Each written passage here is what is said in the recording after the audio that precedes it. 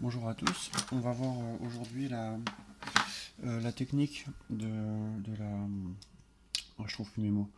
La technique de la division euclidienne. Donc on commence par noter à la partie court, grand 3, division euclidienne.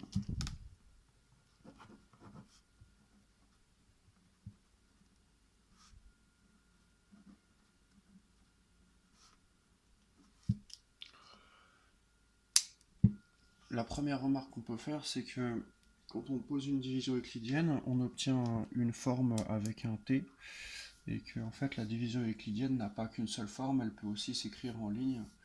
Donc on va voir tout de suite. Une division euclidienne,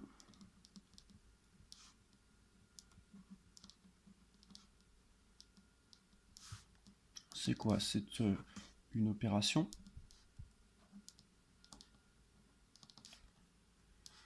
qui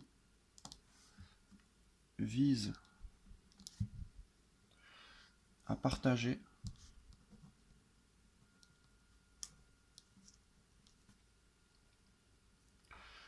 une quantité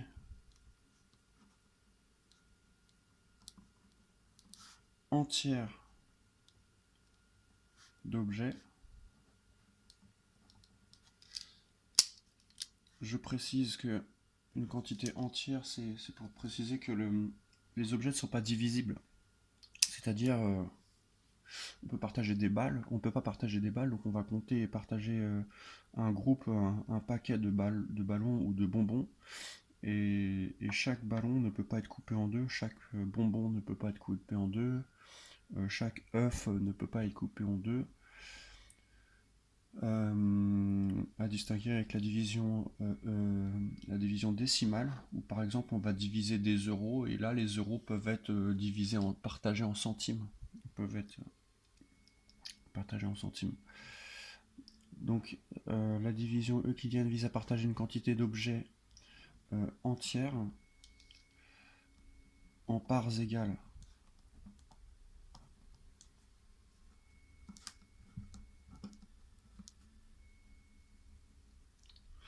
Donc la quantité à diviser s'appelle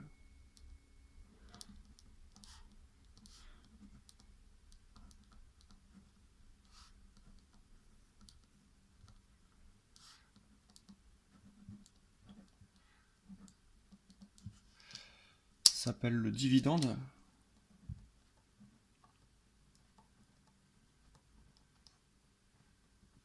Dividende. Le nombre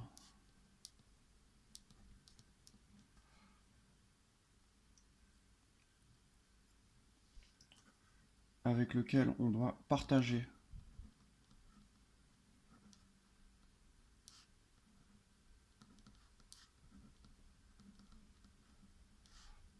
par exemple partager en 5. Le nombre avec lequel vous devez partager s'appelle le diviseur.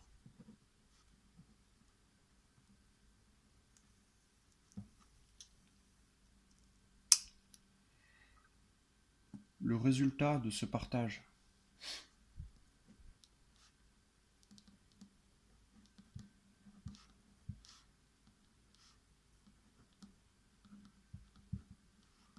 s'appelle le quotient.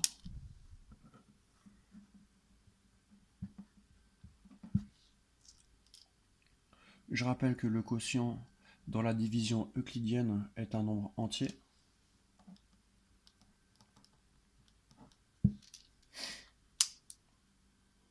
Et le reste, c'est le reste.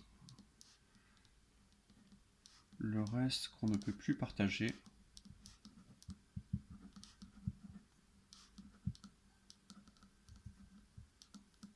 s'appelle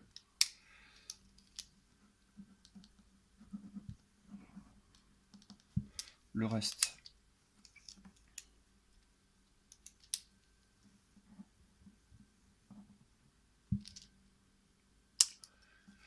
Donc avec ces mots de vocabulaire, on obtient une espèce de formule que le dividende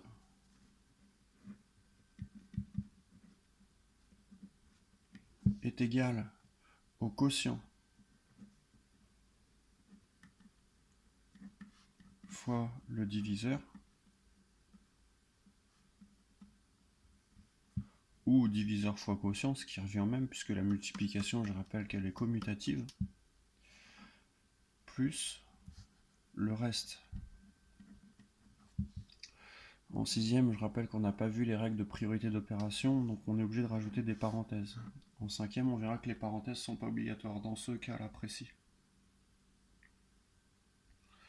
Le reste, il a comme particularité d'être toujours inférieur au diviseur.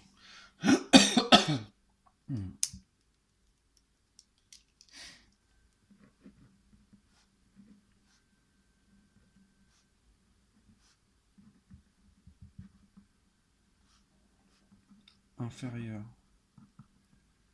strictement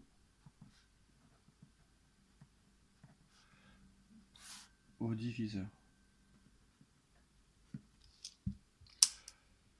Alors ça paraît plus important que ça ne l'est au premier abord, parce qu'en fait, si on fait quelques exemples, on va voir que c'est important, parce que une représentation de la division euclidienne, donc déjà ça peut être sous forme de ligne. Si je vous dis par exemple 12 est égal à 2 fois 5 plus 2, donc si je vous dis ça, c'est une division euclidienne de 12 divisé par 5, mais ça ne peut pas être une division euclidienne de 12 divisé par 2. Donc ici, concrètement, on partage la 12 ici en 5 parts et pas en 2 parts. En premier coup d'œil, on le voit parce qu'on a un 2 là et un 2 là, or le reste doit être toujours inférieur au diviseur. Voilà un exemple qui est difficile à comprendre, mais grâce à cette ligne-là, je sais automatiquement quel est mon diviseur et quel est mon quotient. Vous voyez le problème ici, c'est que quotient et diviseur peuvent être inversés, puisqu'on a affaire à une multiplication. Donc ici, dans ce cas-là, vu que ici, théoriquement, ça, si j'écris si j'écris comme ma définition, comme ma formule, le quotient doit être en première position et le diviseur en deuxième position. Mais si je l'inverse, j'ai le droit de le faire. Par conséquent, le 2 pourra se retrouver là et le 5 pourra se retrouver là. On va l'écrire tout à l'heure. Là, je commence à préparer un peu le discours. C'est un peu délicat à comprendre. Mais en gros, au premier coup d'œil, ici, j'ai affaire à une division euclidienne.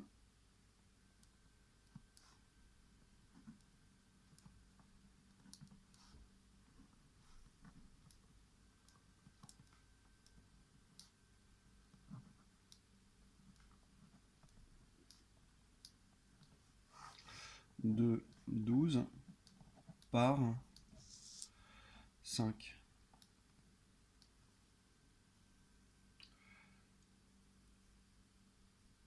On vérifie le reste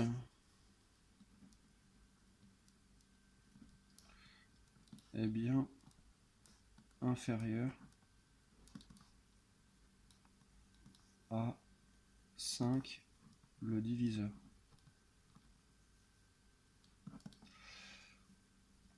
Et si je vous dis ça, 21 est égal à 3 fois 5 plus 6. C'est vrai ou c'est faux ça? Si vous calculez 3 fois 5, ça fait 15. 15 et 6, ça fait 21.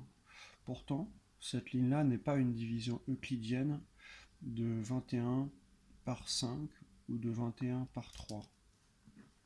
Pourquoi? Observez bien le reste.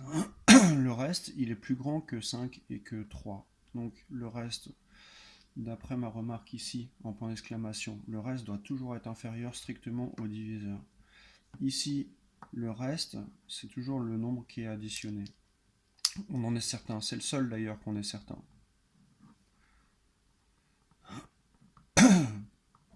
Parce que entre les deux, 3 et 5, on ne sait pas lequel des deux est le quotient. On ne sait pas lequel des deux est le diviseur. C'est un groupe diviseur-quotient qui peut être interverti à volonté. Mais en tout cas ici, ce qu'on observe, c'est que le 6, il est plus grand que 3 et que 5. Ici, dans la remarque, le reste est toujours inférieur strictement au diviseur. Donc ceci n'est pas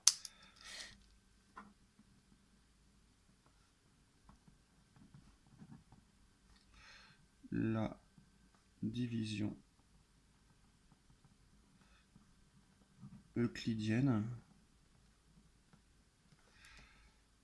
ni de 21 par 3, ni de 21 par 5, car le supposé reste, je peux même pas l'appeler le reste, puisque ici le reste s'utilise dans les divisions euclidiennes, car 6 est supérieur à 3 et 5.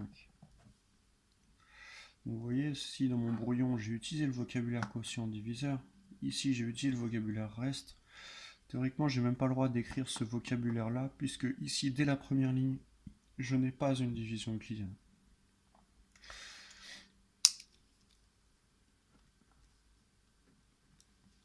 Alors, ce point de détail-là, c'est un point de détail qui piège pas mal d'élèves. Souvent, il y a une question de ce type-là au contrôle, et cette question-là est souvent ratée parce que ça fait partie des détails difficiles à comprendre. Je vous laisse méditer ça, et on fera des exercices spécifiques si jamais il y a des soucis avec ça. On va passer maintenant à la division proprement dite posée.